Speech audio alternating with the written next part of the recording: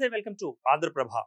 BRS MLA Maganti Gopinath హఠాన్ మరణంతో ఖాళీ అయిన స్థానం భర్తీ కోసం నిర్వహిస్తున్న జూబ్లీహిల్స్ ఉప ఎన్నికకు సర్వం సిద్ధమైంది. అధికారులు ఇప్పటికే అన్ని ఏర్పాట్లను పూర్తి చేశారు. ఈవీఎం కిట్లు స్టాఫ్స్ ను ఆయా పోలింగ్ బూత్లకు చేర్చారు. జిల్లా ఎన్నికల అధికారి ఆర్వి కర్ణన్ ఆధ్వర్యంలో పకడ్బందీగా ఏర్పాట్లు జరుగుతున్నాయి. దీంతో జూబ్లీహిల్స్ లో జెండా పాతేది ఎవరనే దానిపై నేతల్లో ఉత్కంఠ షురూ అయింది.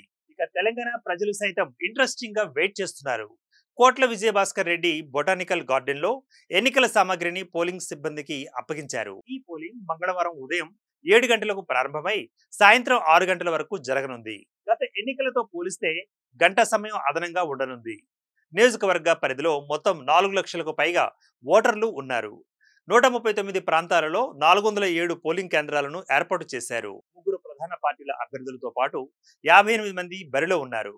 ఈ ఉప ఎన్నికలో 4,01,365 మంది ఓటర్లు అర్హులుగా ఉండగా వారిలో 2,08,561 మంది పురుషులు, 1,92,779 మంది మహిళలు, 25 మంది ఇతరులు ఉన్నారు. నియోజకవర్గంలో 18 మంది సర్వీసు ఓటర్లు, 123 మంది విదేశీ ఓటర్లు కూడా ఉన్నారు. మొత్తం 1,908 మంది ఓటర్లు వికలాంగులు, 6,859 మంది 18 నుంచి 19 ఏళ్ల వయసు కలిగిన ఓటర్లు ప్రప్రథమంగా తమ ఓటు హక్కును వినియోగించుకున్నారు. 85 ఏళ్ల పైబడిన వారు సీనియర్లు 2,134 మంది ఉన్నారు. 139 భవనాలలో 407 పోలింగ్ కేంద్రాలను ఏర్పాటు చేశారు. ఒక్కో స్టేషన్ కు 986 ఓటర్లు ఉండగా అత్యధిక సంఖ్యలో ఓటర్లు పోలింగ్ స్టేషన్ నెంబర్ 9లో 1,233 మంది ఉండగా అత్యల్పంగా పోలింగ్ స్టేషన్ నెంబర్ 263లో 540 మంది ఉన్నారు. 11 పోలింగ్ కేంద్రాలలో 1,200 కంటే ఎక్కువ మంది ఓటర్లు ఉన్నారు.